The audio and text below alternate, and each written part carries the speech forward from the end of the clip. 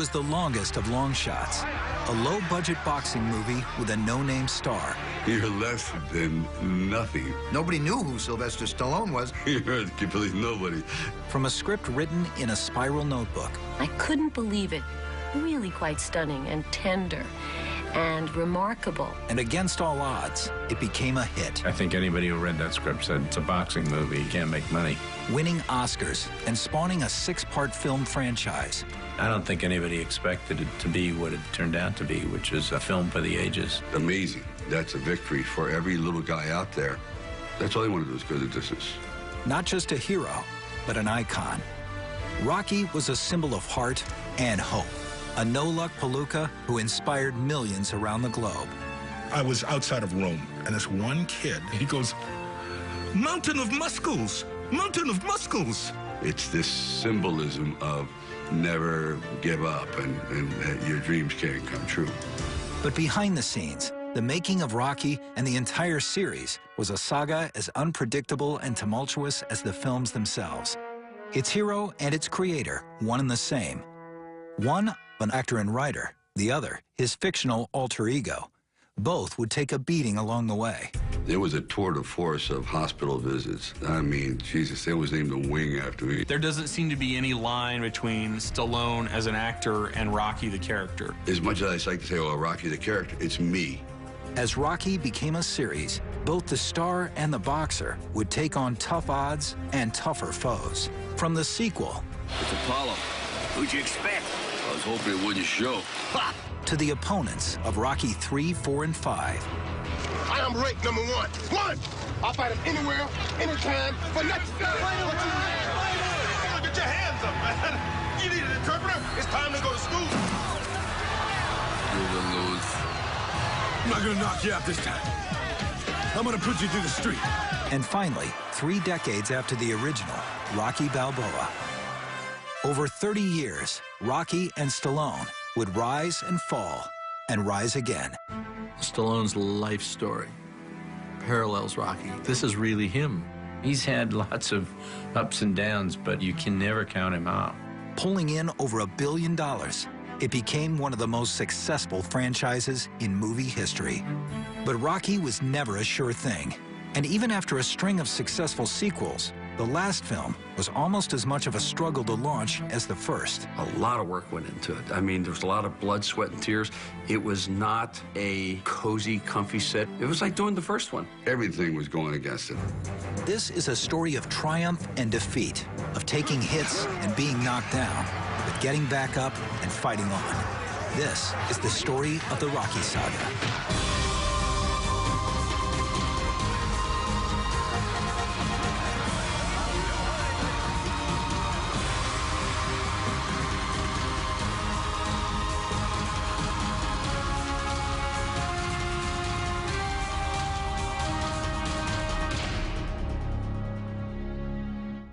The year was 1976. The Ramones were playing their first gig. 2 friends formed a tiny computer company they called Apple. And a washed-up boxer was about to get his own million-to-one shot. This is the land of opportunity, right? So Apollo Creed on January 1st gives a local underdog fighter an opportunity. Everyone in the world sort of feels that they would at least have one up at bat to see if they can hit the ball or not in their life. When Rocky came out in 1976, it was a sensation. It didn't just bring in the audiences, it hit them like an uppercut. Millions turned out to celebrate the gritty tale of an underdog's last stand. It was a time when the peanut farmer from Atlanta was going to be president of the United States, that the little man, the pure man, had a right to be heard. We were really celebrating America. We all felt the freshness of the future. I really think it was a kind of folktale, and Sylvester really was a folk hero. The Rocky story is a fairy tale. It's a great story, as good as it is boxing. In a strange sort of way, the Rocky Saga is just a story about America with the backdrop of boxing.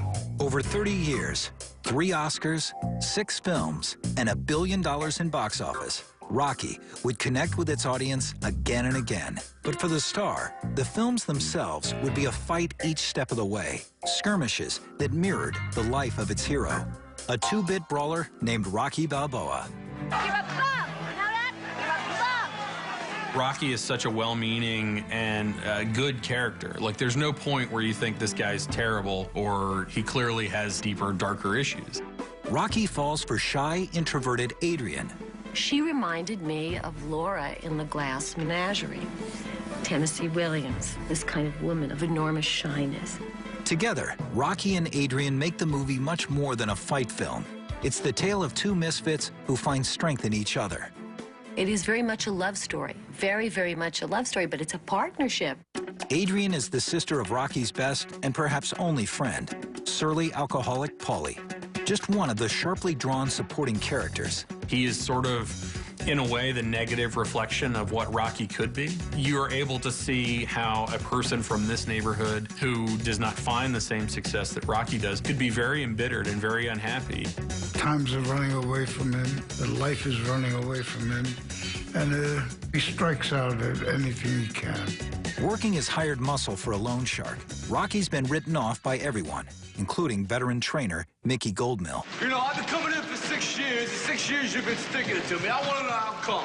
You want to know? I want to know! He's a character who looks like he could take out Rocky if he needed to because he's so angry all the time. Because you had the talent to become a good fighter. And instead of that, you became a leg breaker. Some cheap second-rate loan shark. It's a living? It's a waste of life. You got a used-up, washed-up trainer, manager like Mickey. You got a used-up, beat-up fighter like Rocky to come together. But this hero gets only one chance to prove himself. A rare opportunity to turn his life around when he's chosen to fight heavyweight champ Apollo Creed. He picked you, Rocky. It's the chance of a lifetime. You can't pass it by.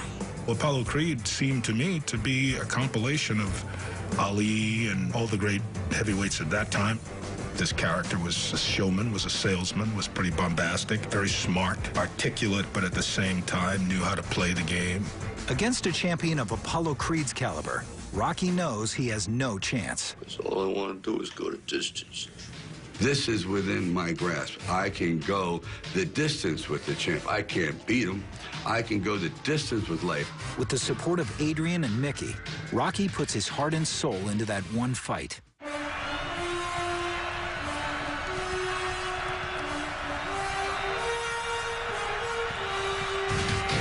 It's the underdog believing in what he's doing. Because he has the heart. It is that guy that is so resilient, that's able to take the punches and take the hits, but you never stop. He has more heart and more determination than the other guy. He didn't have education, but he had dignity. The Rocky philosophy is that people want to be the champion in their own life. The audience identifies with Rocky. The other guy is bigger, faster, punches more powerfully, and so he's the underdog. If Rocky's tale is a long shot, even more implausible is that the film itself even got made. A handwritten script from a little-known actor would launch not just a movie, but an entire franchise. There's no question, Sylvester Stallone knew underdogs. I wasn't very good at school, and I dropped out of school. I worked in that dock area. I drove forklifts, and I understood the mentality of the real-life Rocky. The product of a broken home in Hell's Kitchen, kicked out of a series of schools as a youngster, the wannabe actor left New York to try to make it in Hollywood, but it wouldn't be easy. He was born with kind of a droopy draw and not a perfect way of speaking. He scored a few small roles, from Death Race 2000 to Lords of Flatbush. But things were looking bleak. With his wife pregnant, his car broken down, and just $106 in the bank. I had to sell my dog. I didn't even have money to feed the damn dog. This is a guy who had nothing. I mean, he didn't have 2 nickels to rub together. He also had painted his apartment black. That's how he was living. That was his state of mind at that point in time. At that time, I was looking for some sort of break in the business, and nothing was happening. I was being characterized as dark types, the mugger, the thug. And I thought, well, why don't I take that image and try to write something about the soul of a person underneath the rough exterior. Stallone had just seen a fight between Muhammad Ali and a local brawler nicknamed the Bayonne Bleeder, a 30-to-1 underdog. And what I saw was pretty extraordinary. I saw a man they called the Bayonne Bleeder who didn't have a chance at all against, the greatest fighting machine, supposedly, that ever lived. Body back, slips a punch to his left. Oh! And for one brief moment, this supposed stumblebum turned out to be magnificent in the fact that he lasted and knocked the champion down. I was a big fan of Rocky Marciano. Then I saw a few fights on TV, which triggered the idea, wow, why don't I play this down and out so-called bum fighter with a name like Rocky and see if that could be a perfect translator for somebody who's never really gotten a break. So out of total abject failure and everything I did in my life, I thought, if I could put this on the page, maybe other people identify with it. Stallone would scratch out a screenplay by hand in just 3.5 days. But in taking the idea from page to screen, the unknown actor would find out there are no guarantees in Hollywood. Then they put in all these clauses. Okay, we'll give you a chance. The movie's going to cost under $1 million. You got 25 days to film it. And if you do anything wrong, if you breathe wrong, if you smoke with the wrong hand, if you do anything, if you drop your fork when you're eating, any excuse, we're getting rid of you.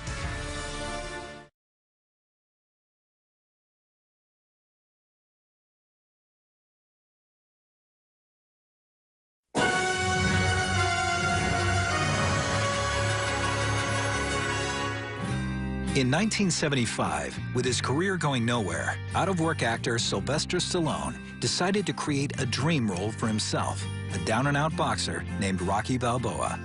The Rocky saga began when Stallone met with producers Robert Chardoff and Irwin Winkler.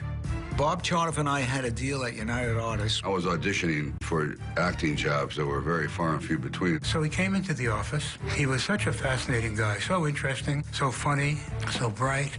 As he was leaving the room, with his hand on the knob to the door, he said to me, Mr. Chardoff. I do a little writing, too, and they went, oh, okay. Well, if you have anything, just bring it by. We were kind of surprised because he came in as an actor, and we didn't think of him much as a writer and didn't know of anything about it. He must have had about 8 scripts in his trunk. He sent us a script, I think it was called Paradise Alley.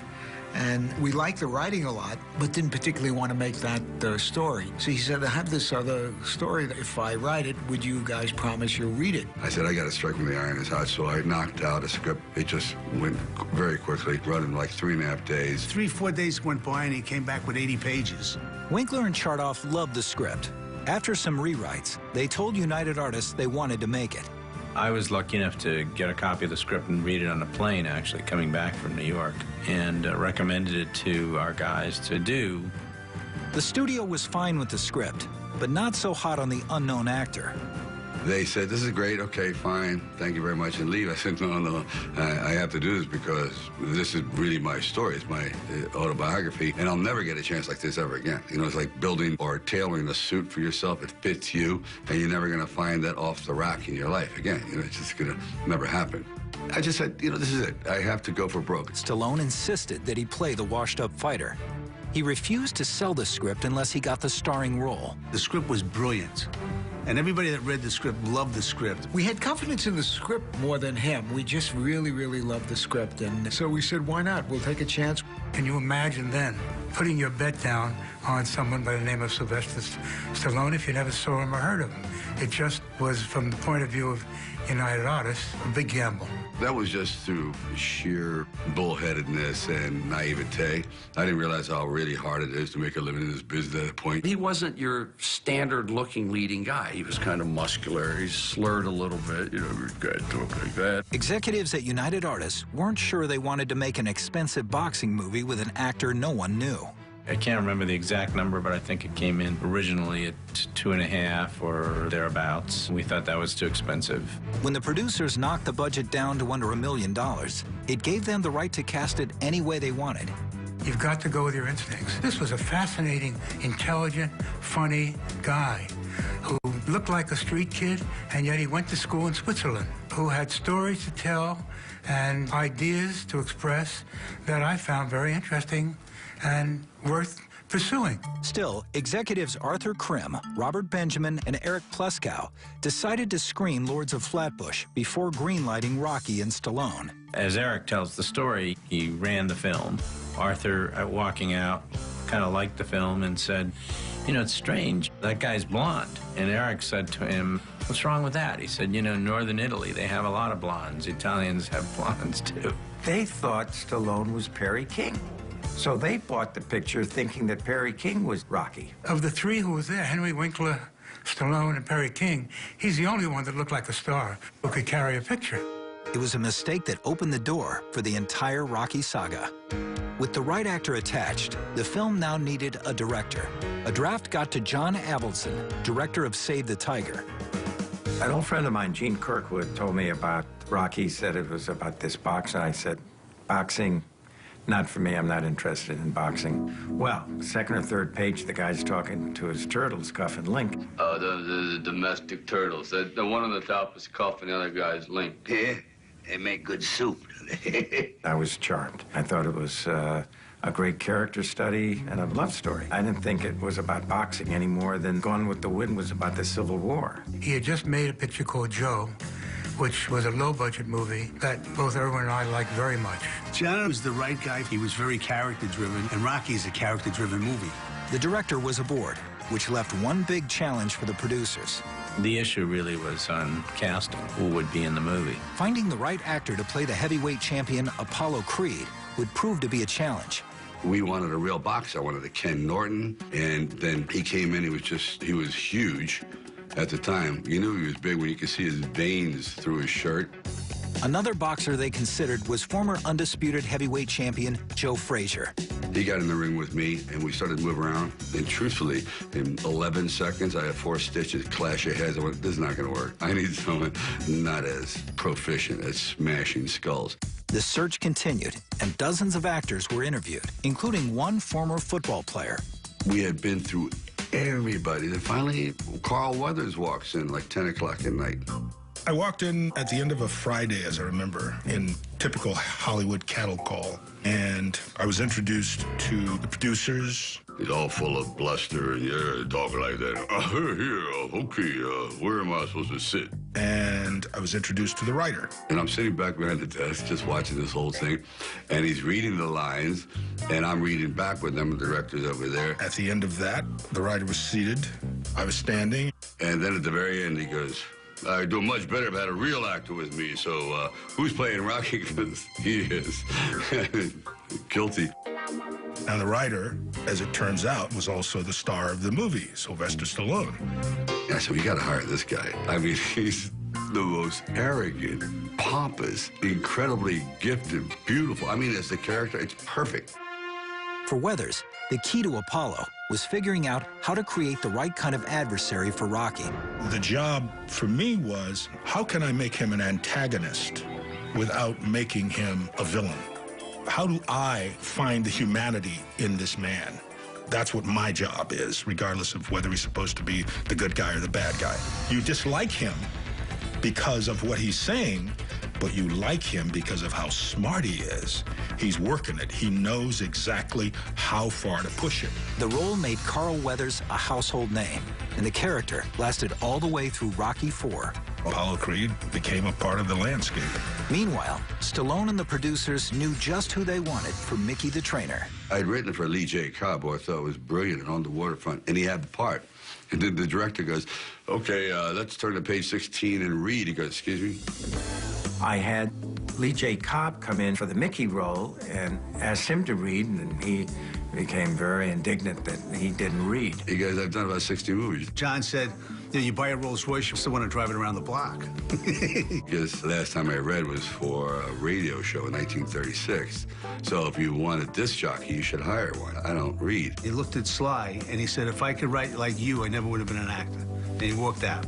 Even though I lost a great Lee J. Cobb, Lee Strasberg, Lou Ayres, and all these great characters, Broderick Crawford, but then in walked Burgess, and bingo. He had no problem with auditioning. He came in, and we read the scene where Rocky's thrown out of his locker, and he comes and complains to Mickey. First time we meet Mickey. Came to the end of that scene, and as Rocky turns to walk away, Burgess says, hey, Rock. Well, that's not in the script. Sylvester said, yeah? He said, hey, you ever thought about retiring? And And Sylvester said, No, you think about it. I said, great, that's perfect. You got the part. That's just what he would say. The role of Paulie went to a hard-working character actor who had worked for the producers before. Very young, was in a movie for us called The Gambler. Actually, it was supposed to be a girl. Adrian had a mother, had a Jewish mother, had to change the Jewish mother to an Italian brother who worked in a meat house. Talk about a rewrite. That's a rewrite. Just seemed to be the right guy. He was now more or less part of our stable, and it seemed like a wonderful part for him to play. I was in a commissary in MGM, and all of a sudden this big kid comes. He says, Mr. Young, I'm Sylvester Stallone. I wrote that Rocky. I said, oh, you did good, kid. That's beautiful. That's wonderful. He was very, very unique in the way he walked, and you could see that he had all this strife in his life. Just an unhappy dude, which is what Paulie is, and he represents that guy that's always been left behind. The key role was Rocky's love interest. The casting of Adrian, it was a real odyssey. Originally, it was Susan Sarandon, and then we thought, well, maybe she's too sexy at the time. And then it went to Cher. And that'd be kind of interesting. Bette Midler.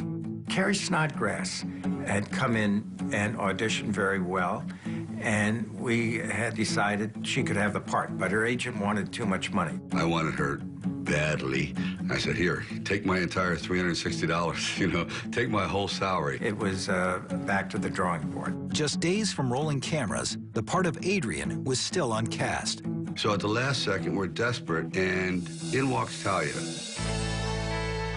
Talia came in, and thank God for Carrie Snodgrass's agent, because Talia brought the character to life. She was just fantastic. I cannot audition. It's been my downfall. But there was something there. She walked in, and I looked at her with bingo. She just had the look, the eye. She read the lines, and she was the person. There was not even a maybe. I got the job. What Talia Shire brings to Adrian is a real understatedness. Her characterization is, in a way, key to the humanity of Rocky. But with the show cast, the difficulties were just beginning. And as the filmmakers moved into production, they were only starting to get a sense of how hard it would be to make Rocky as a low-budget movie, including some worries they hadn't even factored in. I mean, it was 24 hours of total anxiety. I didn't want to screw up. You know, I believed in the project, and I didn't want to disappoint Avildsen. What if it's my fault that the Teamsters are there and they prevent you from filming? I was like, I thought my head was going to explode.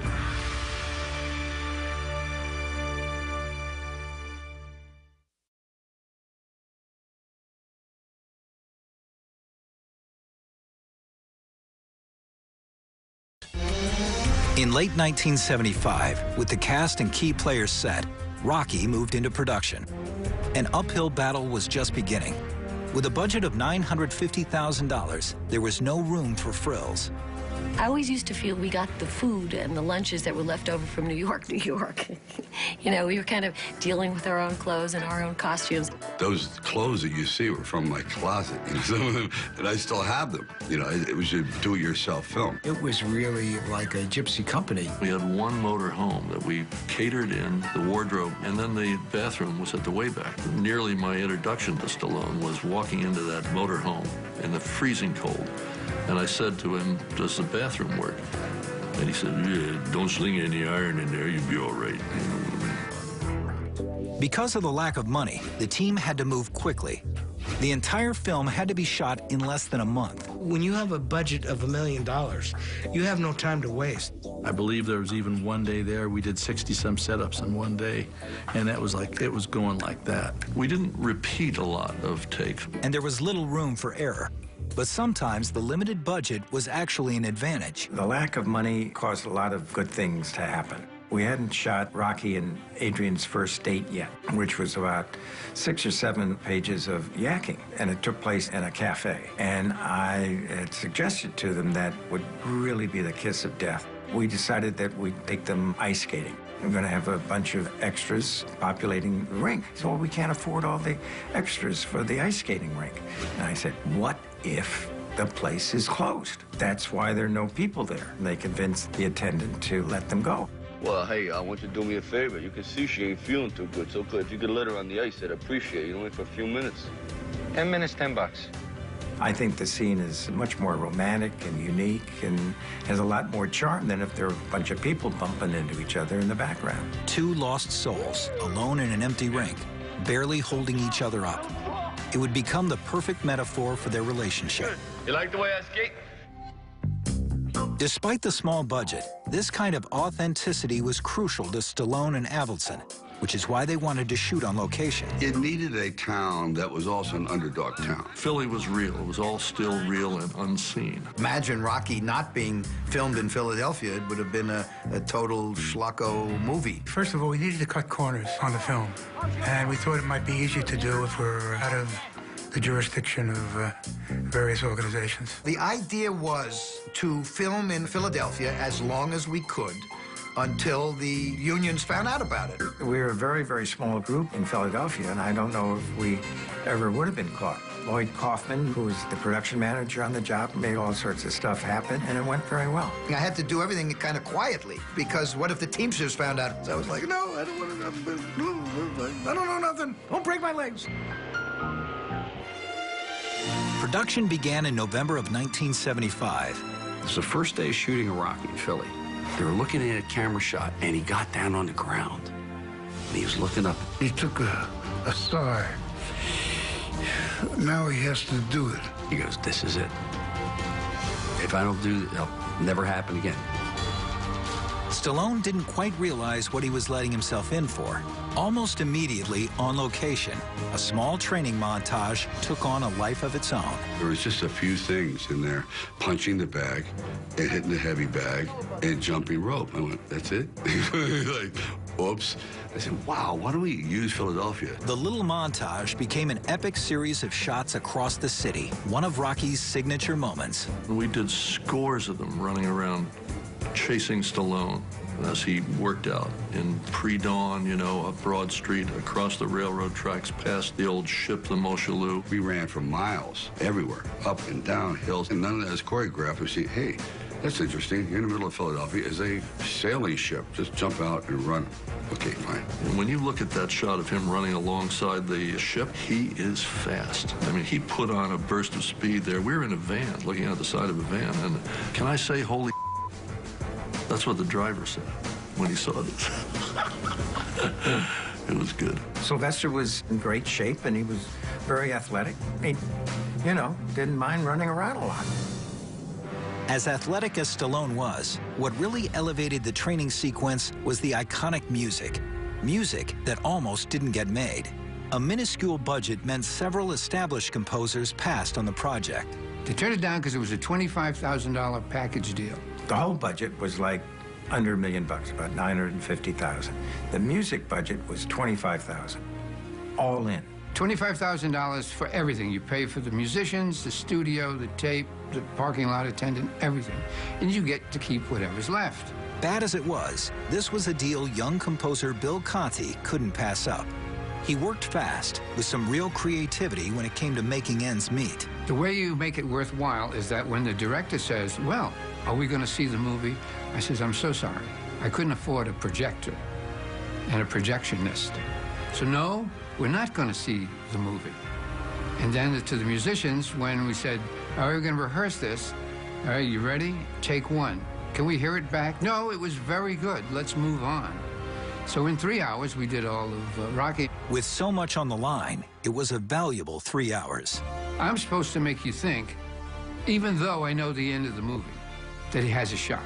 Everyone in the audience has got to think, this guy might have a shot at it. So it's the emotion, and if I get it, you get it emotionally. If I fail, then you don't. I think the combination of the training footage with Bill Conti's score cannot be overestimated in terms of connecting the audience with this underdog story and really giving a huge cinematic quality. So I did about a minute. I had dun-da-da-da and a da-da-da in a faster kind of way. I said, you got to make it a little bit longer. He says, man, I need another 30 seconds. I shot about 5 miles of Sly doing one-arm push-ups and medicine balls. Could I have another 30 seconds? So it kept growing and growing. By the end, of course, it ended up being what it is. It sounded great. I said, you know, you ought to put some lyrics to this thing. This sounds like a song. We had lyricists on the project, and John says, well, can't we say something? I says, well, we've hired 2 lyricists. You can say anything you want. So he thought, okay, and that's how Gonna Fly Now came to be. One final piece was needed to lift the training sequence off the ground, a cutting-edge new piece of technology invented by cameraman Garrett Brown. When we shot that in Philly, all the running around, there wasn't a name for it. It was quite a contraption with a little tiny green screen, all sorts of wires and things hanging off it. It looked like a monster, a beast. It had all these washers and nuts and bolts and ropes hanging from it to create the balance. It looked like a crowbar with a camera. It was savage looking, heavy, loud, but mobile. It became known as the Steadicam, and it revolutionized the way moving camera shots were made. I had a magic carpet for the camera, you might say. I mean, I had a one-of-a-kind machine that would let you run and climb stairs and so on, and do all the things you could never do handheld, and it looked like a dolly shot. Prior to Brown's creation, getting smooth camera moves over distance required lots of time and money, exactly what Rocky didn't have. In a world ruled by dollies, you laid rails outdoors. You either were on a crane and armed out, or you saw the rails. I think people in the business were more startled by it than the average audience, but I think the audience got into it for what it was, which was kinetically joyous. The Steadicam not only enabled the crew to move quickly, it gave Rocky a unique look. First of all, technologically, what you could do with that relative to a large camera that you've got to put on a dolly or handheld, it's, you know, going to be sort of shaky shots. So it was just a phenomenal tool. I did the meat locker sequence, which is still one of my favorites, you know. All, you know, technically impossible stuff. No dolly could possibly have woven through those big sides of beef. Everywhere I would go, we'd jump out of the car. Garrett would come out, and he was 6'6", and he was at one with this camera. Think of the shot in the Italian market where he's running up the street. I was sitting in a pickup truck taking out the bumps from that vile road with this thing. And that was the first usage of Steadicam, or early usage of Steadicam. John Avildsen always wanted to be on the cutting edge of technology. On the emotional level, I do think that the nature of those shots contributed to people's feelings about the movie. Rocky was a startlingly good idea and startlingly new. And Rocky would have been a great film with or without the Steadicam. But I think that I helped it a lot. Without the Steadicam, one key image would have never been the same. So Garrett, and this is where magic happens, only he, because of his great size and strength and knowledge, can fly up those steps as fast as I am. I mean, he's running sideways without looking at his feet. He's looking to a monitor. He went up to the top, and then we started going around, and I was just dancing. We didn't plan on it. And he's circling and circling and circling, and his coverage is extraordinary. And then that became the shot of the movie, period, of my life. That's the image I'll always be remembered for. And we grabbed it. There was nothing planned. It was meant to be. With just a week in Philly and another 3 weeks in L.A., the production needed every second the Steadicam gave them. That's the thing about the first Rocky. It was just a spirit of cooperation. Everyone was helping out in whatever way they could. But as the time pressures began to mount, tensions did too. I said, I'd like to have Carl Weathers come out of the corner and throw 4 right hands right away. And the man became outraged. The stunt coordinator, he goes, won't happen. I go, why? He goes, I refuse. And he quits. He quits. I went, oh.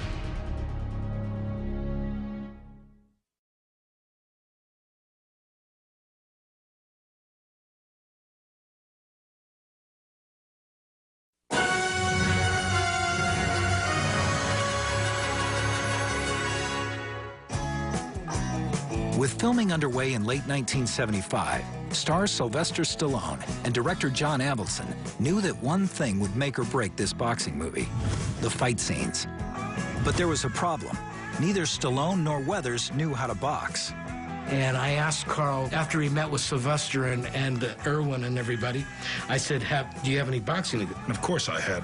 Oh, yeah, I got all kinds of... I was an actor. You always lie and say yes, you know? If you ever jumped out of an F-14, yes, of course I have. And I said, well, look, just show up tomorrow morning, and I'm going to let you move around with one of my kids at Santa Monica. Jimmy took me to this little gym, and he wore me out in about a minute. After the first round, he was exhausted. I mean, I literally could hardly pick my arms up after 3 minutes. He couldn't even throw a punch. You burn so much energy when you don't know what you're doing. But at the end of it, they said, yeah, I think this guy can do it. Lo and behold, we managed to pull it off. And Carl, being such a great athlete, really helped. And he really learned, you know? Getting in the ring every day and just trying to learn the box. I mean, really box, you know? I remember Sylvester and I both just really spending a lot of time at it, actually having a lot of fun, but being drenched through the process, you know, because it was work. It was a really, really, really hard work. Added to that work, director John Avildsen had decided they needed the boxing to have a brand new look. Once I got the job, I thought I should look at some boxing movies, and I did. And I was appalled at how crummy the boxing looked. They knew they had to do something different. Bringing in a veteran boxing coach to help stage the fight seemed like the place to begin. I was working with an old-time boxing coach, and I realized I've seen this fight before, and like the champion and the harder they fall, and John Garfield, and it's this 1-2 slap, slap, slap, slap, slap. Two guys are going down, and two are going up here, and two are going down. I said, come on. And I'm watching, I said, look at this footage here of Rocky Marciano fighting Joe Louis. Why can't we do that here? He said, oh, you don't understand. He was a boxing guy, but he was also a fencer. He used to teach fencing in movies and stuff like that. And I said, okay, let's just try it. I'd like to have Carl Weathers come out of the corner and throw 4 right hands right away. And the man became outraged. The stunt coordinator, he goes, won't happen. I go, why? He goes, it's just, people don't throw 4 right hands. I said, I know he does because he's Apollo Creed. That's what makes him different from you and me.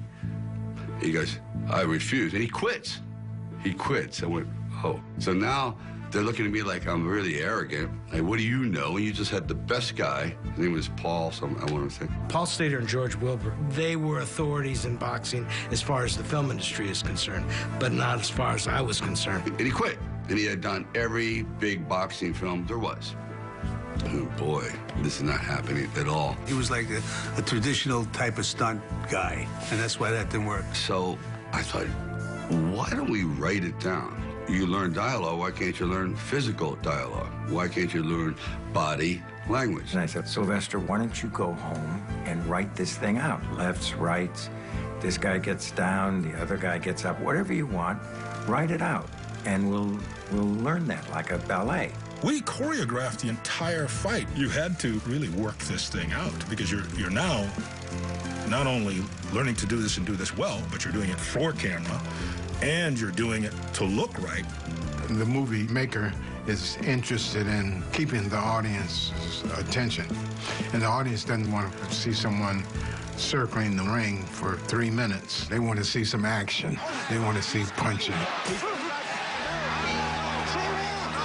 For cameraman Garrett Brown and others on the production team, shooting the fight was as demanding as training to fight. I was encouraged to be in the ring. I would be circling, they'd be circling. They don't typically do this in the center of the ring. They do crisscrosses and approach the ropes. Some of the time I'd be dancing out of the way. There are some stills of me in the background, and I have a look on my face like this. I'm looking like this, like I'm watching people getting hurt, like a spectator of an actual fight. When you're shooting a fight film, it's harder than fighting the fight because you're doing it for 12 to 14 hours. And you have to have the same energy from the first round to the last take of the day. They kept up the pace and wrapped in 28 days. This was just that quick. And it was wrapped, and we edited the film. The next hurdle would be getting the picture into theaters. UA did not want to release the film that year because UA had Network and they had Bound for Glory. The president of MGM at the time sent me a letter after he saw the film, and he said, I want to remind you that we still have the right to sell the film directly to television and not give it a theatrical release. When Rocky was released in November of 1976, it was still a long shot. How would a mass audience take to a movie about a boxer who doesn't even win? I thought it was going to end up in the bottom half of a double bill in a drive-in in Alabama or something. We didn't open the movie to a lot of theaters. I remember, Philadelphia and a few other places. I got a copy of the New York Times, which had this terrible, terrible review. First review that came out was Vincent Canby, a bomb. Thumbs down. He hated the movie. I was standing in front of the theater where it was playing and reading this review, and it was really devastating. And out of the theater comes Peter Falk, and he said, "Hey, congratulations. The picture's just great." And I said, "Peter, look at this terrible review in the New York Times." And he said, "Irwin, don't look at the review. Just go inside and see." They were cheering and jumping up and down. I said, wow, I've never. It was amazing. It was bigger than all of us, what happened as an event. I don't think anybody could envision that. I certainly couldn't have, When's the last time you saw a movie where people are standing up cheering? Or grown men are crying? That's when I realized we had made it. This is, I think I'm on my way. It wasn't until I saw the lines around the block in New York on 3rd Avenue when it was playing as Cinema 2 that it began to sink in that this thing might be a hit. We started with 3 theaters, and then we wound up with every theater in the world. The impact was almost immediate. We did good business, and it just grew and grew and grew. There was one moment I remember walking down the street in New York. You just walk down like anybody else. The next morning, after the movie comes out, hot dog vendors are going, "Yo, Apollo." Honestly, it was a little scary in the very beginning because it wasn't just, "Oh, hi." It was like they were all over you. It wouldn't be just one person. It would be person after person after person. That was kind of crazy. And then we started getting great critical response. We won the Golden Globe. We got the LA Film Critics Co-Best Picture Award that year with Network. Then, in January of 1977, the Oscar nominations came out. We got 10 nominations. It's a lot. We never imagined something like that would be the case. 10 Academy Award nominations for a $900,000 movie that was really made for drive-ins? But Rocky faced stiff competition, including 2 other United Artists films. Those are the horses that they were betting on, was Network and Bound for Glory. We didn't come out until December, and they didn't assume that we'd have a shot at it. On Oscar night, the filmmakers felt like gatecrashers at the party. First of all, we were scared out of our minds. Of course, that's what happens when you know that there are going to be a couple of billion people watching this show. Nobody at that time could tell that this movie was going to win the Oscar. But that evening, Rocky won 3 Oscars and became the first sports film ever to win Best Picture. And I wouldn't be surprised that it might have been the lowest budget movie to win Best Picture. Rocky's performance at the box office was just as impressive, ultimately grossing over $117 million in the U.S. You can tell from what the movie cost and what it grossed. It was absolutely amazing. All of a sudden, your wife is working as a secretary and you're looking for work. And almost the next day, by 77, I'm conducting the Academy Award Orchestra and I have film offers. Naturally, talk of a sequel began almost at once. The day we finished, I went to Gucci's. I bought a gold-plated pen, not a gold pen, but a gold-plated pen. I bought a leather-bound notebook, and I wrote on the first page, "Now write the sequel." I think we were all surprised over the success of the movie, and one of the producers said, when I said, "Well, we're going to do another one?" He said, "We will do them until they stop coming." But in addition to acting and writing, Sylvester Stallone wanted to direct the sequel as well. It would be his next $1 million to 1 shot. That's a sleepless job, because you're writing, you're directing, and you're acting and starring in it. That's a pretty big load.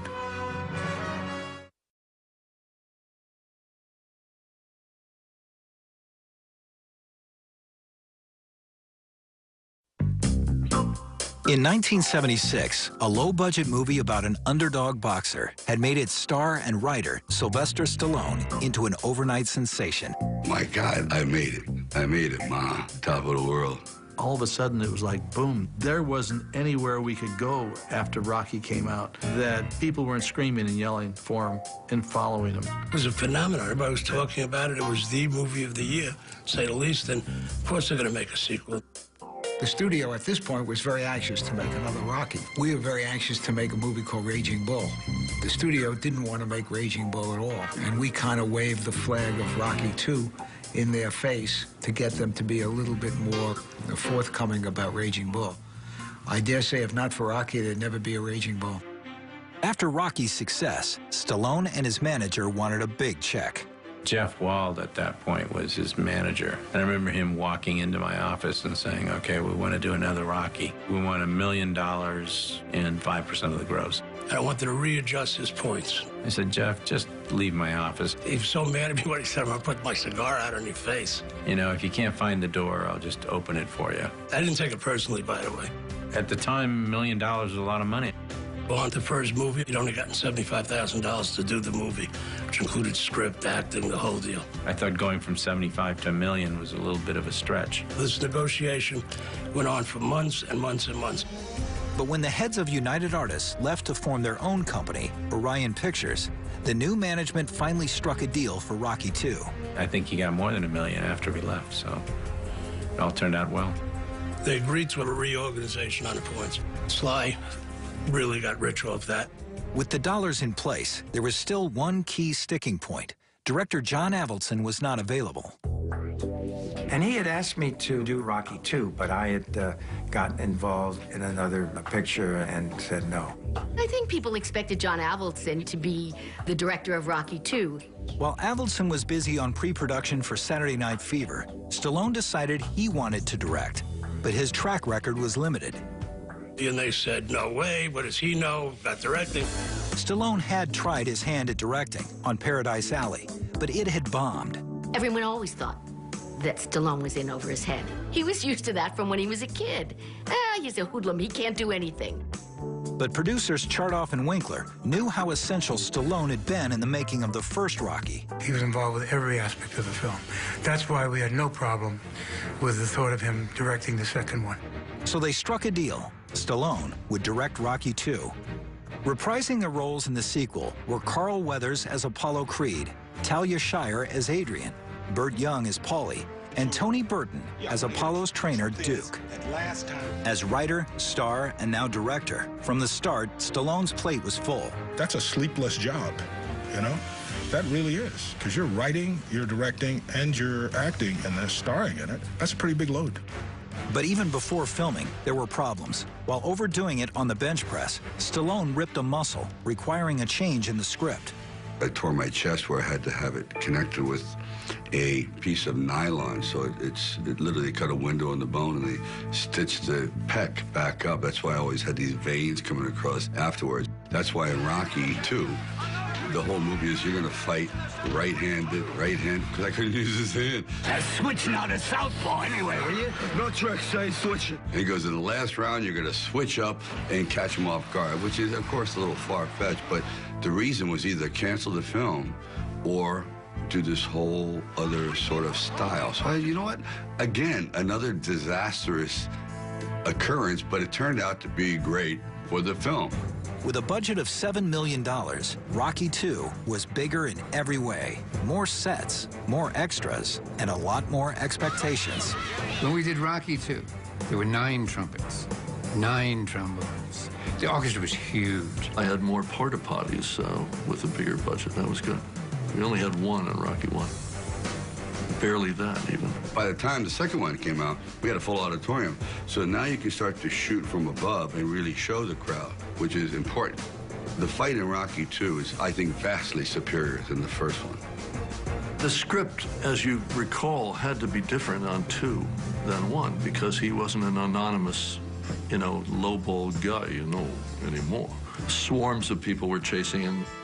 Creating a second story that would satisfy Rocky fans was the biggest challenge.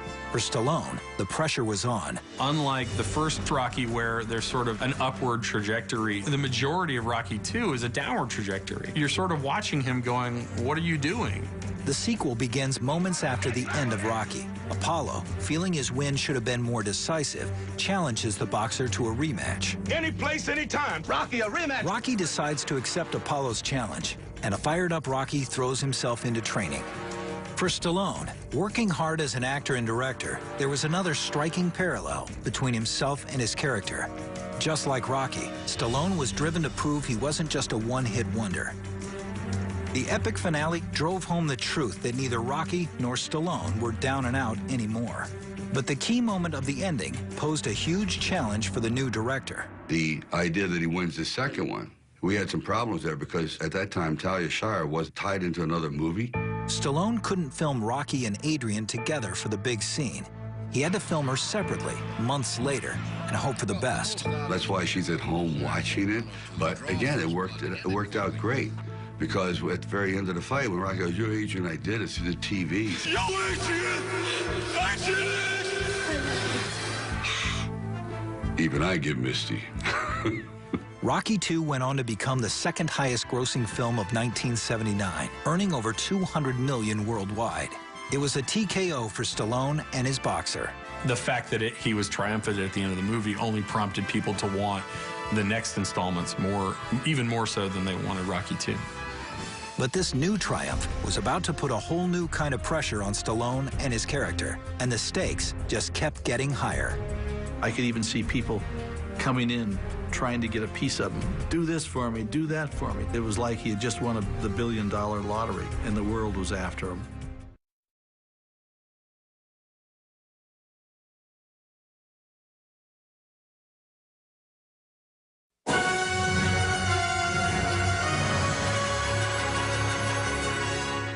By the beginning of the 1980s, with 2 successful Rocky films, both Stallone and the character he created had gotten big, really big.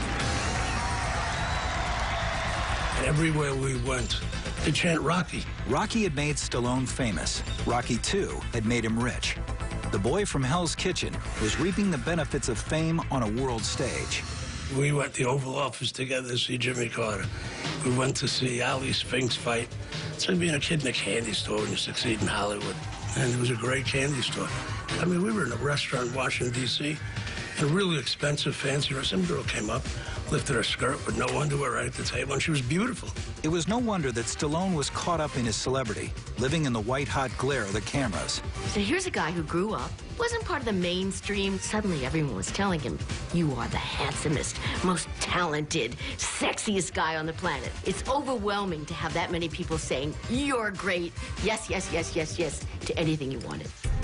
When his other acting roles in Victory and Nighthawks didn't score at the box office, Stallone decided to return for Rocky III in 1982. Rocky had transcended being a fighter. He was now a symbol. Drawing heavily on Stallone's own life, Rocky III is the story of a world heavyweight champion struggling with his newfound fame. Stallone said he saw the film as almost a documentary. He had lost his edge. He was a little vain. He lost weight. He had his face fixed. He did everything to become more of a celebrity. He wasn't likable in the beginning of the movie. He was everything that you didn't want him to be. He had the Maserati, he had the mansion, he had this, he had that. Where in Rocky II, he was trying to do a commercial and he couldn't get through it without stumbling over his lines or fumbling the dialogue. Now he's advertising for American Express effortlessly and getting fitted for suits. He's had a camel hair coat. Everybody's loaded with money. His hair was too nice. He was coiffed, almost like with the coats and little pompous. I was like, boy, who are you? Now, what have you become? When you now have everything at your beck and call, and people start to protect you and separate you from your roots, and you lose your traction in reality. Rocky becomes bloated, and the success gets to him. And I think, to a large degree, the same thing happened to Sylvester Stallone. For both, over-the-top fame threatened the underdog appeal that had made them famous. Sylvester Stallone, in particular, seemed to have kind of forgotten so many aspects of what made Rocky a compelling character. There's a kind of disassociation with your public. You start to change a little bit, not always for the best. I said, let me put that in Rocky III. Maybe the best way of saying it is hubris, which brings a lot of people down. We see it every day. It's maybe one of those flaws in us all that comes about as a result of certain amount of success and then sort of getting ahead of yourself. Stallone knew that a lot would be riding on the casting of Rocky's next adversary. Stallone surprisingly cast someone who is neither an actor nor a boxer. Someone he had spotted on the America's Toughest Bouncer competition. Mr. T was Leon Spinks' bodyguard. And he was very flashy. He had the mohawk, had the earrings, and oh, hey, man. Mr. T's role, a fierce young boxer named Clubber Lang, was supposed to be a bit part, but the role kept growing. Mr. T, had something. He had that charisma, that larger-than-life, that X factor, whatever it is that makes the camera like you and transfers your energy to the audience. I think that's very important. But getting the fast-talking, streetwise Mr. T to work with a professional film crew was a challenge. Well, he kind of had a reputation for being tough, whether he was a guy from the streets or not. I don't know. He wasn't really, at that point, an actor. I didn't think he was much of a fighter, and he didn't act like much of a fighter. Stallone decided to make their first fight short and brutal. By the time we got into Mr. T, that's where it really became more difficult because I said, let's cut it down to 3 rounds. So it had to have as many punches, if you follow a mathematic code, as last fight, which was successful. Now you can't shortchange people, but you got to jam in that many punches into 3 rounds as opposed to 15 rounds. The fight still had to be authentic. You wanted it to look like a fight. And that meant training. With Mr. T, that didn't work. Whatever kind of punch he wanted to throw, that's what he did. He never listened.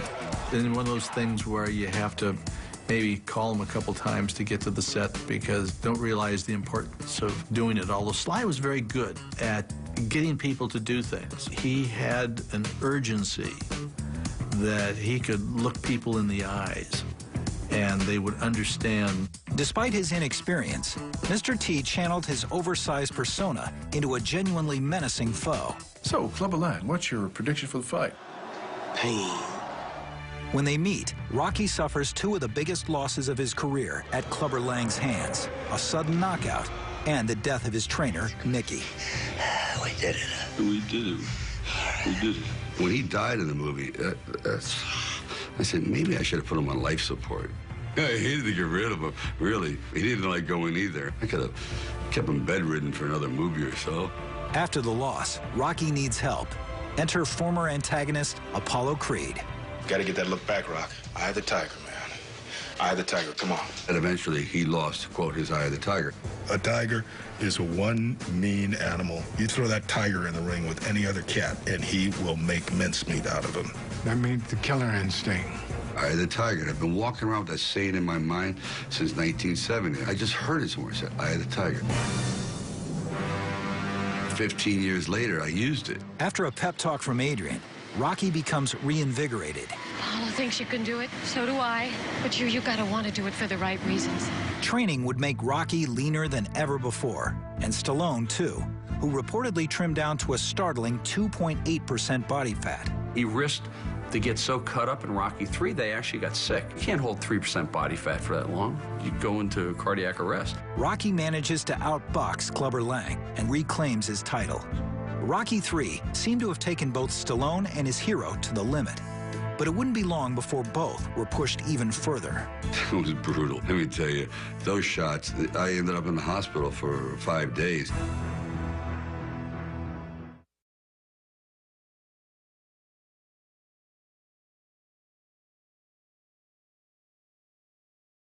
By the mid-1980s, the Rocky sequels had become an accepted and expected part of popular culture. Stallone had been branching out into other films, from Rambo to Rhinestone, with mixed results. But a new Rocky sequel seemed like a sure thing. Only one problem. How could Stallone avoid retelling the same old story? Well, how are you gonna make Rocky again? How are you gonna equal that character? And you're all wound up and you're trying to, how can I top the last one? How can I top the last one? He decided to set it against a current affairs backdrop, U.S.-Soviet tensions. Rocky IV would find the Italian stallion battling not just another boxer, but world politics. A superhero fighting on a global scale. Ford was a whole nother animal. That was bombastic, is what that was. It happened with Joe Louis when he fought Max Schmeling. But it was Nazis against, the free world. So I moved this situation and just made it Russia, Cold War. There's a sort of an interesting payoff to the really wonderful development of Apollo's character in Rocky I and II. There is that moment in every athlete's life where You can't quite do what you used to do. You're just not as fast as you used to be. You're slowing down, dude. Again, it's a philosophical message or a pretty blatant message that don't keep beating your head against the wall and trying to compete against something that's more physical, more powerful, and more deadly than you are. Rocky tried to tell you, leave that Russian alone. This dude is a bad man. That bad man is a machine-tooled villain, Ivan Drago, the ultimate product of Soviet technology.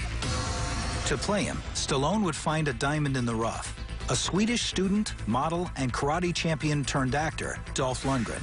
I came to America to study chemical engineering at MIT in Boston. I got into acting, and one of the first castings I went to was for some boxing movie. I came up to a table, and there's a girl sitting there with a bunch of papers, and it turned out to be Sasha Stallone. It was Sly's wife at the time. I didn't know that, but she just didn't even look up. She just said, "How tall are you?" So 6'4". She's like, "Too tall, next." And I was like, wait a second. 6 months later, when I was in Europe, somebody called me on the phone, and he was out of breath. Some PA from Paramount, like, "Oh, thank God I found you. Sly was going to kill me." I met Stallone at Paramount, and he said, "Yeah, I saw your pictures, you look good." And I told him I was a fighter and all this. And then he showed me all of these binders of, 8x10s of other guys. There were like 5,000 guys up for the role. And I was like, oh, I'll never get it. But Lundgren became a finalist and made it back for a screen test, where he experienced the full force of the Rocky machine. There was about 50 people behind camera. You could kind of hardly see him back there. There was Sly, his bodyguards, and a bunch of guys in suits. And I was there, knowing that, okay, this is it. I did my monologue. I decided to play the guy very kind of cold and collected, not to move too much, just to kind of play the interior like a Soviet officer, because, it has that stance with the high chin and everything. 2 days later, Sly called me in New York.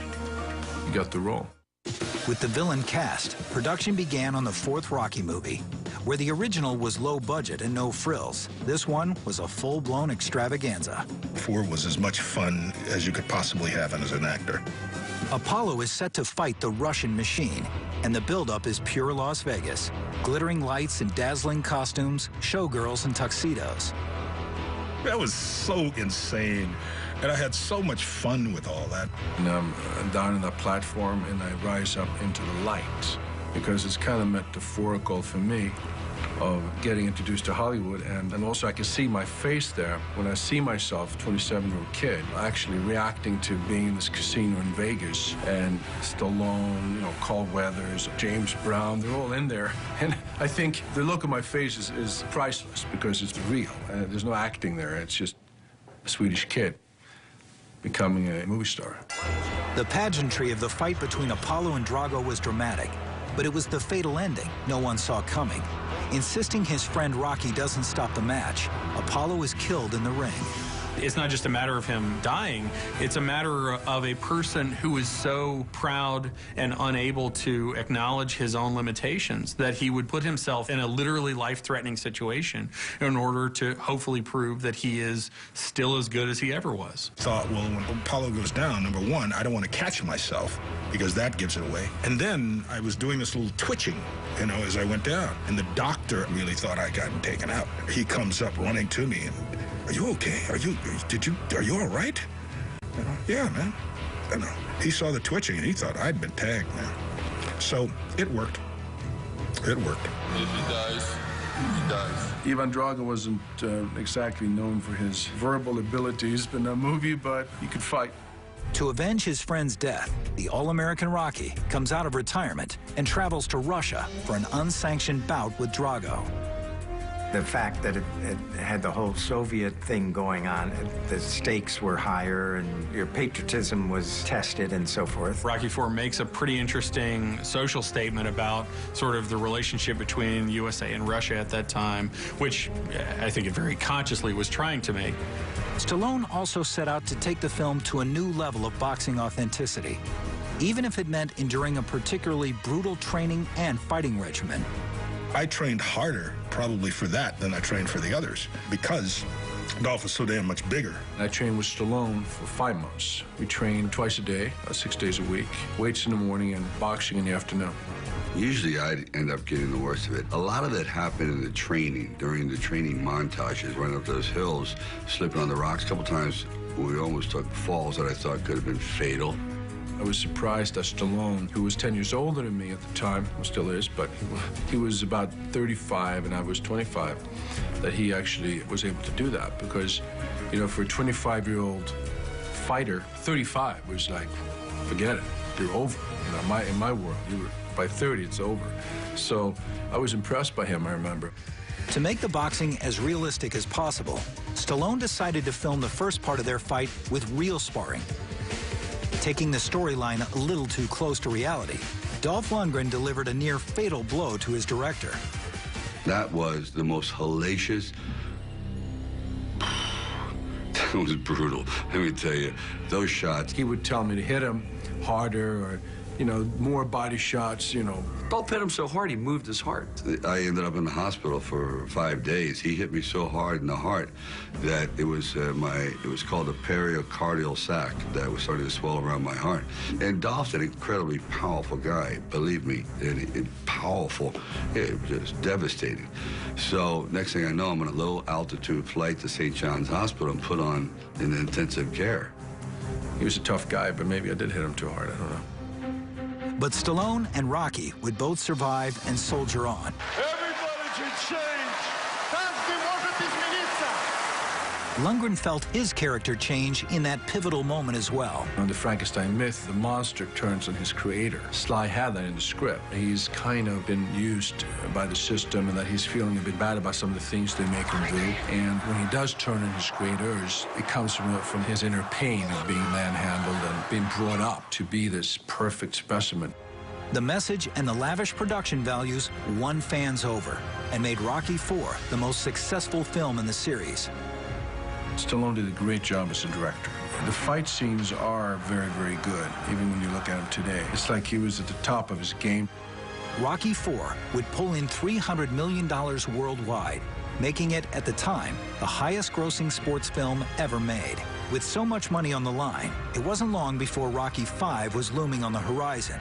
It seemed this franchise could do no wrong, but Rocky was about to meet its match. It was going to end.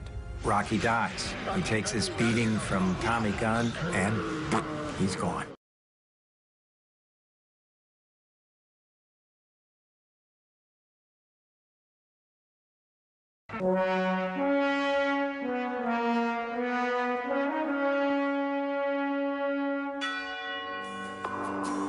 After the surprising success of Rocky and the strong performance by 3 sequels, a 5th installment seemed like money in the bank. But by 1990, Sylvester Stallone wasn't exactly sure what to do with the character of Rocky. There's only so many bad guys you can come up against. You fought the Russians and you fought Mr. T. You had to keep thinking of new approaches.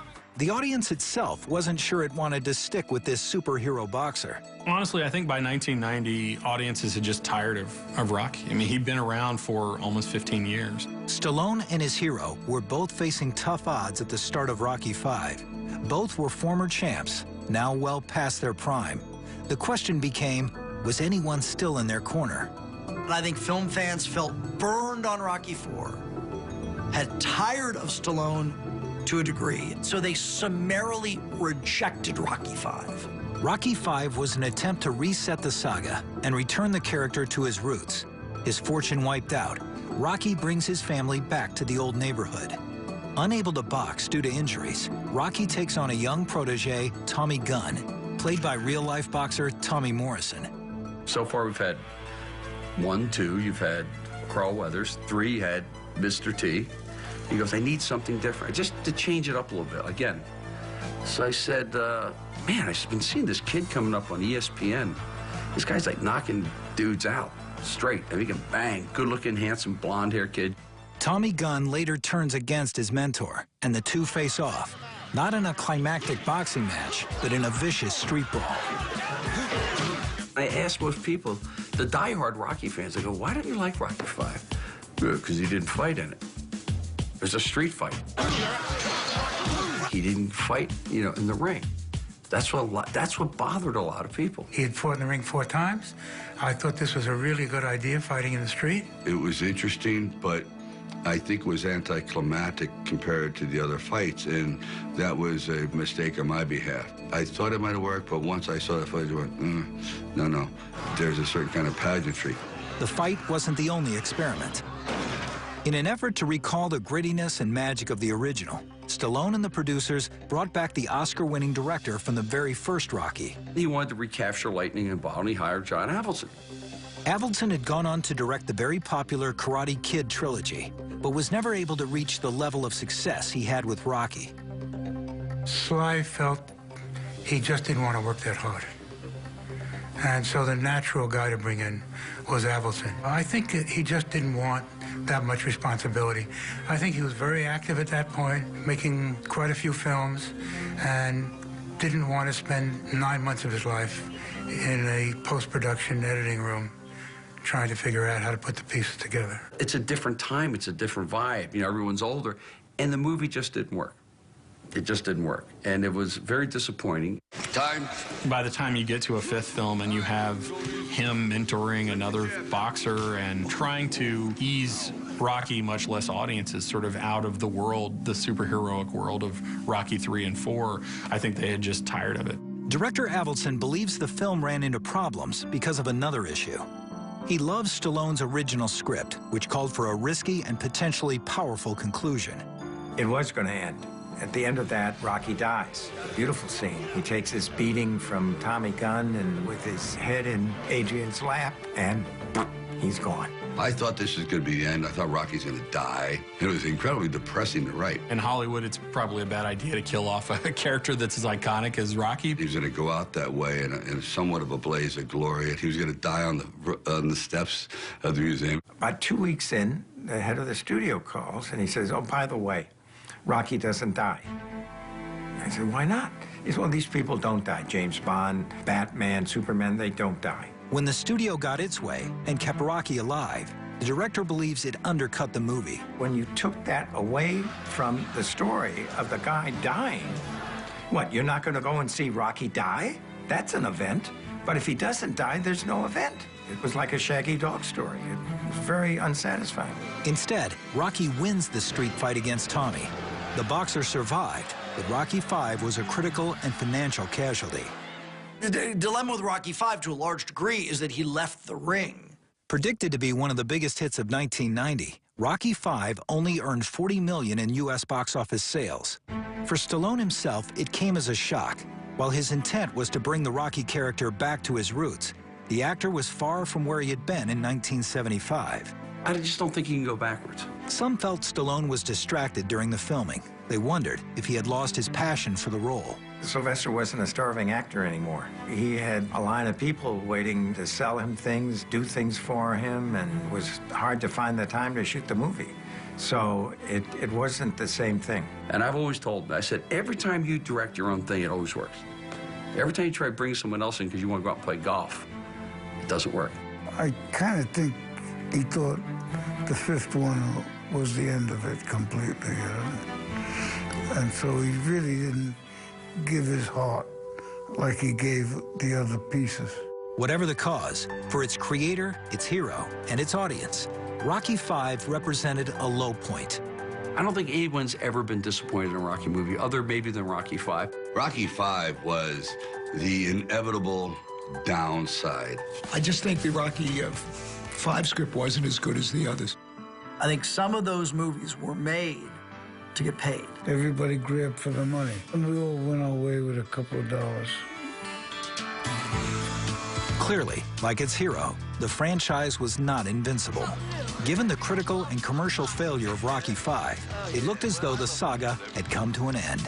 In fact, Sylvester Stallone would age another 16 years before he could reunite with his alter ego, and Rocky Balboa could go one more round. So you're going to drop dead in the ring.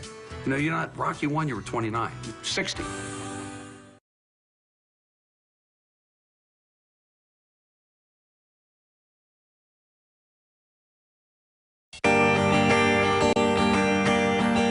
In the years following the disappointment of Rocky V, Sylvester Stallone stumbled through a series of hits and mostly misses. In 1999, he finally sat down to write a new Rocky script, the story of a retired boxer returning to the ring for one last bout.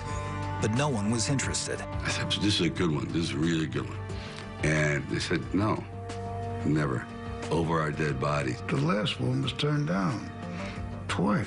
They didn't want to do another Rocky. They didn't have a good relationship with him at the end. I was resistant. I didn't think that there was an audience out there to do it. For more than 6 years, the studio refused to greenlight it. Nobody wanted to make it. Couldn't get any interest anywhere. United Artists would not make the picture. They felt it was a bad bet. It's incredible. After the movies probably made billions of dollars, people multi-millionaires. When he wants to do the Rocky Balboa, no one wants to do it. In a way, Stallone and Rocky had come full circle. That was the hardest odyssey. You go back and you've been up and down, and following a fifth sequel that was not successful from 1990, and here you are in 2006, 16 years later. Excuse me, the last thing you were doing was Spy Kids. What are you kidding me? I think he was down and counted out. And I think, again, clear example of the fact that you can't count him out. He says, Bert, I have a script.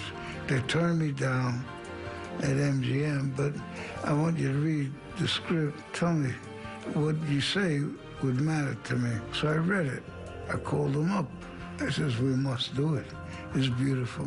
It wasn't going to happen until Joe Roth of Revolution Studios got involved. Sly gave it to Joe Roth, who said he wanted to do it. And we all got together, and the negativity changed because of him. I gave him all the reasons why it shouldn't be done, and he gave me all the reasons why it should be done. So they were all right. I was dead wrong. When Stallone finally got the go-ahead, he was only given a small budget, just like the early years. And even before the filming began, critics were mocking him. They said a geriatric Rocky smells of career desperation. The critics who had, one eye firmly raised and going, Rocky VI, give me a break. My wife, she was borderline hysterical, actually. She goes, you'll make a fool of yourself. You're too old. But Stallone decided that he would not only star in the film, he would direct it again as well. If I'm going to go down in flames, I might as well be in the cockpit. Right from the start, Stallone decided to shake things up. The film begins with Rocky at Adrian's grave. I wrote about 5 drafts with her alive, and the son was in the Air Force.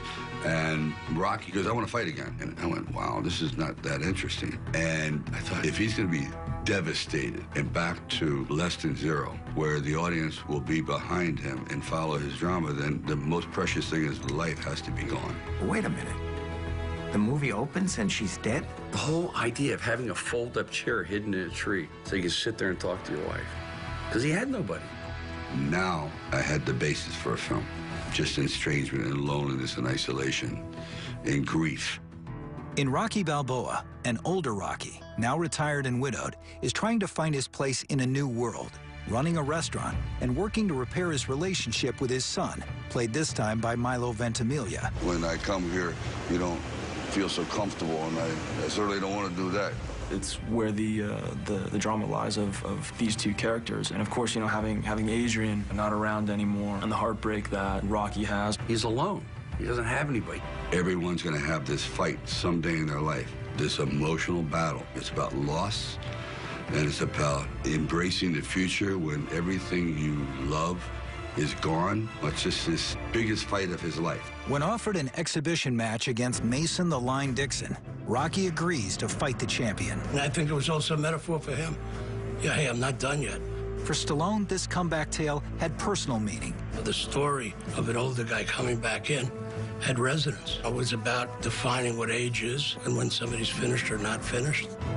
But neither Rocky nor Stallone knew what they'd be getting themselves into in the lead-up to this fight against Mason the Line Dixon, played by real-life boxer Antonio Tarver. The last one was, oh my God. So you're going to drop dead in the ring. Rocky 1, you were 29. You're 60 years old, you're going to have a heart attack. I mean, they're doing like 34 setups in the ring with Tarver. The pace and punishment were grueling. The last one, I cracked the vertebrae in my neck. I tore my Achilles tendon. The knee also had to be operated, had to have a arthroscopic surgery. And we still had to fight. The whole training, I'm walking around with this boot, but it turned out I got in better shape doing that. Normally, because of just the straight of limping around like that. I said, gee, my legs are in great shape. I never had to. I should have broke my foot a long time ago. Every time there's a problem, it's good luck in a Rocky. Every time it's a perfect shoot, it ends up being rhinestone or something my mom would shoot. So, you know, keep that beatings coming, folks. Stallone decided that this was going to be his most authentic fight scene ever. I knew it was going to be the last Rocky, and I wanted it to be the most real. We had a real champion in there. And the punches by far in that there's more contact in that fight than all the fights put together. He had really gained a confident sense of how to shoot the fights according to what the demands of the franchise were. The fight was shot with real spectators, seated for a real bout between Bernard Hopkins and Jermaine Taylor. This is the truest of all the fights, because at this point, HBO had become the template for how boxing is watched. It's mathematical. There is no secret to it. It's every fight is the same. And we switched to high def during the fight to change that whole mood, and the lighting becomes more flat and garish, which is exactly what you would see in a high def production. Somehow, Stallone and his alter ego Rocky once again defied the odds and went the distance. There were all kinds of stories about what a great shoot it was. He had had his run up the stairs, and that it had started to snow. Big, real flakes, supernaturally large snowflakes. I mean, what God shined on Sly to give him that scene? Once again, Stallone found inspiration in the underdog neighborhood, the neighborhood where it all began. It was pretty extraordinary. All the people are there. A little worn, a little different, like we all are. We'd be on the streets of Philly, and we'd kind of have like barricades around us and people around us, making sure that the public wasn't, you know, wandering on the set. Well, I'm going to actually go in there, and Rocky is shopping. He has a restaurant, and I'll just be signing autographs. In other words, being Rocky and just shooting like a live film, it became mayhem. Absolute mayhem. Sly would be like setting up a shot and talking to his first ADs. One time this woman just walked up. I think she said to Sly, you know, it's good to see you back in the neighborhood, Rock. It's good to see you back in the neighborhood. And then she just walked off. And Sly didn't miss a beat. Oh, thank you very much. Thank you very much. It's good to see you too. Yeah, you look great. And then he turned around and just kept going back to, you know, everything that we were working on. For audiences and reviewers alike, Rocky Balboa was a winner. It pulled in over $155 million worldwide. Stallone somehow enchants them with this admission that, like the rest of us, he's getting older, that his glory days are behind him, and he touches another chord all of us respond to. This was an attempt to sort of return to the beginning. This was the redemption movie. It was just a minor miracle. Really, it was a minor miracle. Stallone and his boxer had surprised the critics. With a new twist on his original plotline, Rocky had gone out on top, and so had his creator. And I think there's something about the willingness to continue to fight and continue to fight it and try to get it done right is inherent in Stallone. Just doesn't give up. He's a real battler. I thought it was true. It was honest. I didn't know how big it was going to be, but I knew it was going to be a great movie, and I thought it was one of the best movies they ever did. 35 years after Rocky first appeared, 5 years after his final curtain call, audiences still want to know what happens next. Sylvester Stallone insists that Rocky Balboa will be the last episode of the franchise. But there is at least one more Rocky project in the works. I know that they have announced a Rocky musical, yes. He was intent on seeing a stage production made. It's something that's been on his mind for a long time. Movies are kind of passé now. It's musicals we care about. After 35 years, Rocky is timeless. The pictures have always been shown on cable TV around the world. There's not a moment in time, probably, when there's not a Rocky playing somewhere in the world, including this very minute. We made a tremendous impact. Rocky movies are very inspirational to people. I've talked to a lot of fighters that they said, after I saw Rocky, I wanted to be a fighter. In the end, Stallone and his character have become inextricably linked. The star and his creation. It's a drug. It's such a wonderful, all-American high. If you're sitting home and it comes on, you just keep watching it. Rocky has stood the test of time. Everyone has a Rocky in them. That's what has kept it going. It's certainly not me. It's their own inner Rocky. Two lives woven into one. I remember one day I kind of glanced over and saw Sly standing in the corner. Then I see his whole face change. And he gets this really slow look in his eye.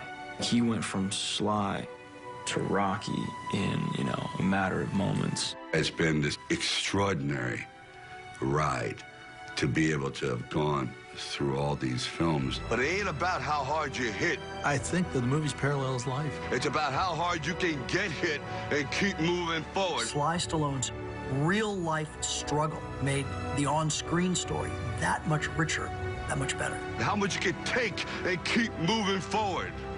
That's how winning is done. He came essentially out of nowhere. Go up. Show shot. Do your show shot. What do you think? Why do you want to fight? Because I can't sing or dance. Hey, yo. I was wondering if you wouldn't mind marrying me very much. Don't worry about nothing. You just sleep as long as you want, okay? Because I'm going to be here when you wake up.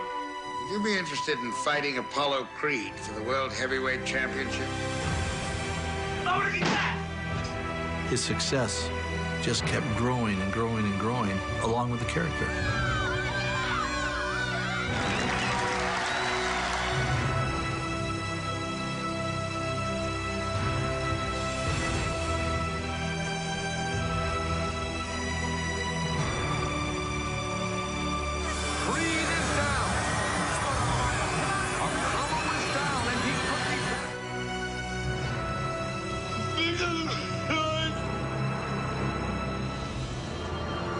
You know, I could have done nothing without you.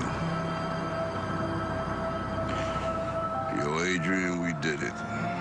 The idea of someone who was a loser, who had the guts, stamina, and strength of character to come back the way he did, is something that a lot of people can relate to.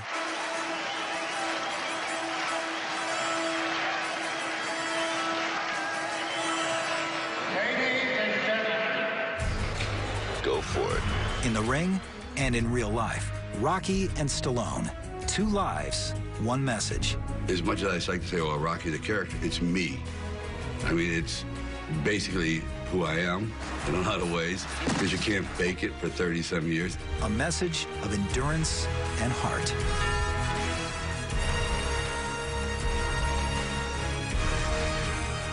Come and get it.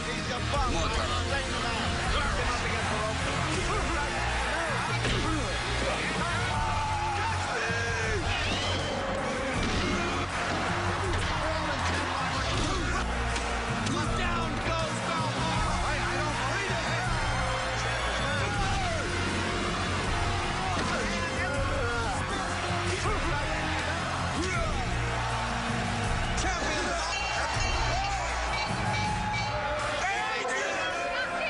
Adrian! I love you! Yo, Adrian!